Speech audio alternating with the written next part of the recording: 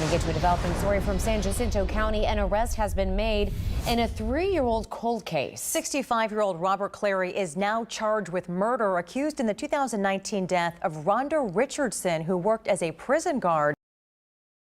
On May 22, 2019, the lifeless body of 59-year-old Rhonda Richardson was discovered by 2 men deep in the woods of Shepherd, Texas.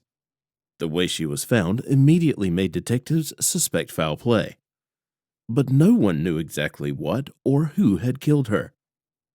For 3 years, her death remained a mystery until detectives made a discovery that changed everything. So, how did Rhonda die? Did she fall prey to a wild animal? Or is it something more mysterious? Hi, and welcome back to Mysterious Hook, friends. Today, we are looking at the 2019 murder mystery of Rhonda Richardson. But first, about 93% of you are still not subscribed to the channel. Please consider subscribing, as it motivates us to create more intriguing content for you. So, without any further ado, let's dive right into this mystery. Today's case will take us to Shepherd, a city that lies east of San Jacinto County, Texas. The city, which is named after Benjamin Armistead Shepherd, has a population of less than 3,000 people. Shepherd had once been a popular center for lumbering, but presently, it boasts an array of natural attractions. This includes Lake Livingston State Park and the Big Creek Scenic Area. In 2019, Rhonda was living a quiet life in her residence located south of Shepherd. She worked as a prison guard at the Texas Department of Criminal Justice's Polanski unit in Livingston. It was a job she had worked at for more than 20 years, and her retirement was close at hand. Those who knew Rhonda described her as a quiet woman who loved gardening. And when she wasn't gardening, it was common to see her walking her dogs around the neighborhood.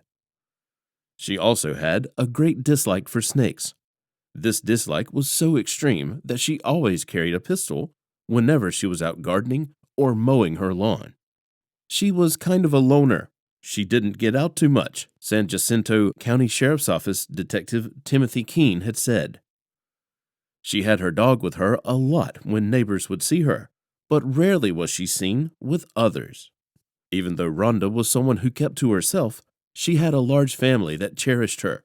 At the age of 59, she was a proud mother of 3 children, Chris, Trey, and Amanda. She also had 5 grandchildren whom she greatly loved. Life was going at a good pace, and Rhonda was enjoying every moment of it. But things soon took a dark turn. Before we move on to the video, shout out to our sponsor, Athena Interior, for sponsoring our video. Now, if you want to recreate your home and redecorate with authentic and elegant interior decor pieces, just take a look at Athena Interior. They have a range of impressive interior decor products that will definitely elevate your interiors. So, do check them out today. Use code Athena20 to get 20% off. Link in the description. Buy now.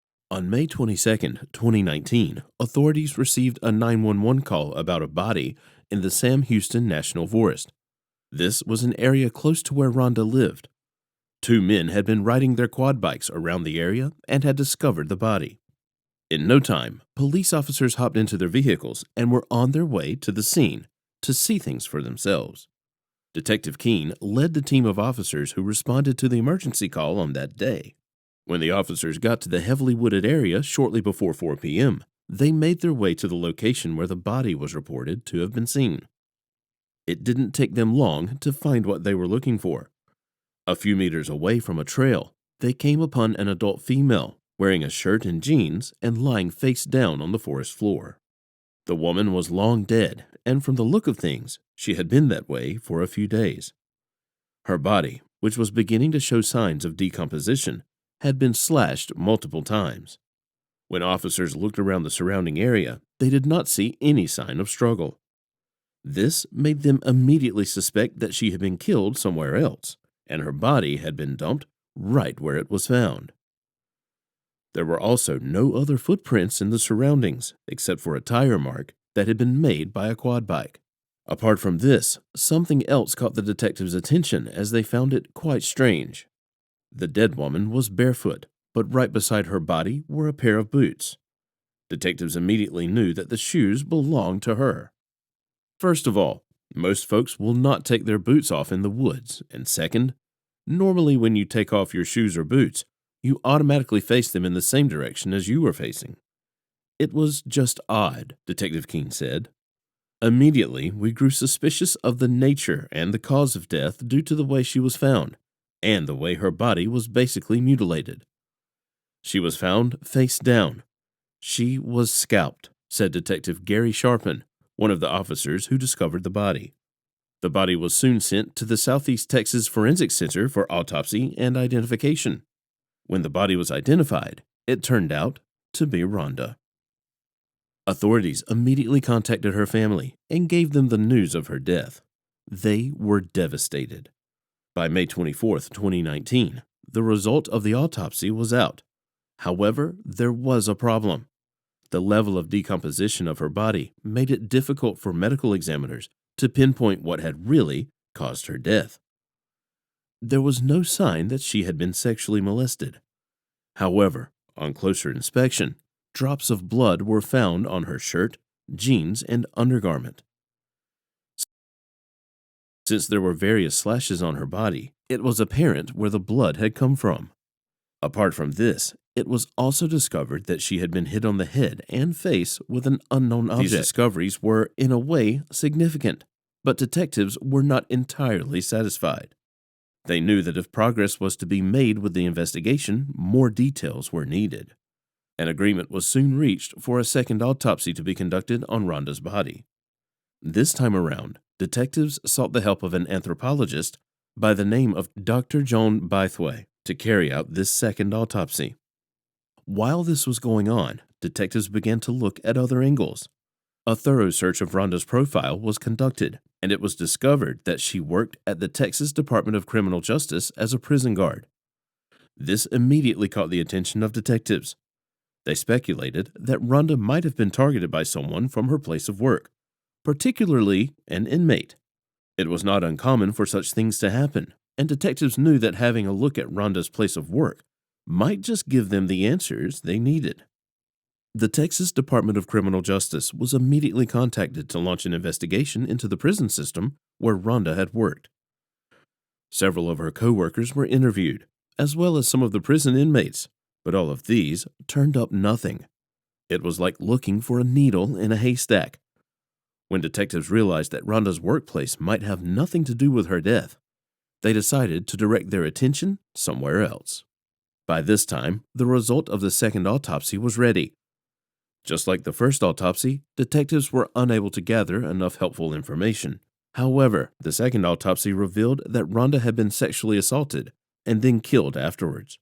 The slash marks that were also found covering her body were believed to have been inflicted after she had died. Whoever had killed her had also made sure not to leave his DNA behind, and this made things even more difficult for detectives. There was absolutely nothing tangible they could work with. They soon realized that interviewing as many people as they could was a sure way to get meaningful information. They started with Rhonda's family.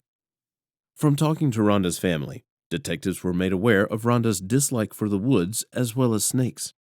They were also told that it was common for her to carry a pistol whenever she was out mowing her lawn. With this piece of information, detectives knew that it was unlikely that Rhonda had ventured out on her own to the area where she had been found dead. But since there was no surveillance footage of the area, they couldn't know for sure. It was all beginning to look hopeless. A search of Rhonda's house didn't reveal much either, but detectives were able to locate her pistol inside the house. However, no matter how detectives looked at the case, nothing made any sense to them. Most murders involved drugs or money, and this case had none of those earmarks. Miss Richardson was just living a normal life. We combed through every aspect of her life. We looked at her bank records, insurance policies, and her life as a whole, but came up empty, Detective King said. Everyone seemed to like her. She was not into drugs. She was just living a normal life. There was no hidden gold mine. Detectives began to interview and question her neighbors since there was a likelihood that one of them had seen and knew what she was up to moments before her death. From these series of interviews, detectives were able to discover something they had not known before. According to the accounts given by several witnesses, Rhonda's dog had run off into the woods a few days before she was found dead. It was not the first time her dogs had run off like that. Rhonda, who had been agitated by this, had then sought the help of her neighbors to help find the dogs. Only one person had allegedly volunteered to help her, and this was a man by the name of Robert Clary. The two had then gotten on Robert's quad bike, and they had driven off into the woods. That was the last anyone saw of Rhonda. Detectives also got to find out that Robert was not a stranger to Rhonda, and his house was only a short distance away from hers. Soon after finding out all this, detectives went ahead to question Robert. He was now a person of interest in the case, and they needed to know if he had any involvement with Rhonda's death. When Robert was questioned, he did not deny knowing Rhonda. He told detectives that he was aware that she had been out looking for her runaway dogs. However, he denied that he had gone with her to look for them. This was contrary to the account given by eyewitnesses.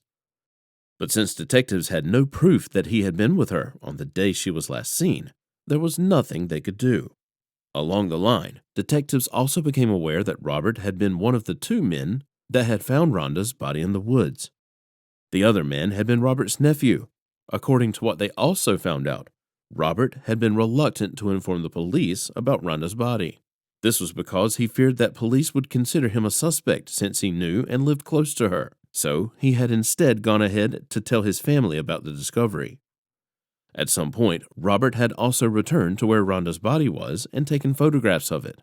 His nephew had been the one that had finally made the phone call about the body.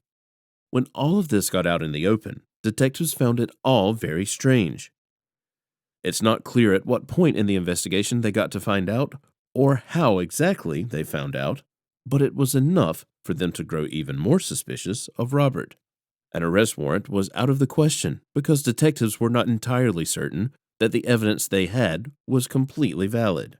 Most of what they had was based on the words of other people and was circumstantial at best. This is a difficult case. We have evidence, a lot of evidence, but a lot of it is circumstantial, and we have to be 110% sure of exactly what happened before we issue any arrest warrants. Detective Keene had told the media during the investigation. Detectives eventually obtained a warrant to conduct a search on Robert's property. When detectives got to his residence, which was a travel trailer that was fenced in, they immediately showed him the warrant. He did not resist and welcomed them in. Upon entering, detectives noted that the living space was generally dirty and needed a serious makeover. However, when they entered the kitchen, they were immediately hit with the strong smell of bleach. The kitchen itself was very neat when compared to other parts of the house. Detectives found this odd. They were able to locate a container of bleach on the kitchen counter. It looked like someone did a hasty cleanup job at some point, but once again, cleaning your kitchen isn't against the law, Detective King said. Much to the detectives' disappointment, a thorough search of the house eventually yielded nothing. Robert's vehicle was also searched, but detectives could not find anything that seemed out of place. In the end, they left, but not without taking along with them a rug that had been inside the house, as well as Robert's quad bike.